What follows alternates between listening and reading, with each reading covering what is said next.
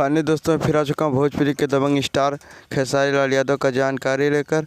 मैं श्रवण कुमार, जो मेरे चैनल को सब्सक्राइब नहीं किए सब्सक्राइब करें। भोजपुरी का हर एक खबर सबसे पहले मेरे चैनल से आता है। जी हाँ दोस्तों, बिना देर की वीडियो को शुरू करते हैं।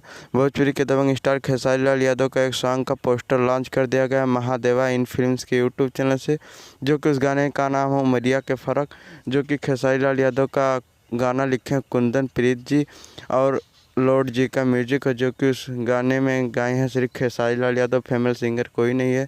जो कि गाना आप सबके बीच में इनकमिंग सुन करके डाला हुआ है महादेवा इन फिल्म्स के यूट्यूब चैनल से। कल या परसों उस गाने का टीजर लॉन्च कर दिया जाएगा, जो कि दोस्तों बहुत ही तगड़ा सॉन्ग होने वाला है, जो कि रिलीज होते ही बवाल धमाल मचाना शुरू कर देगा।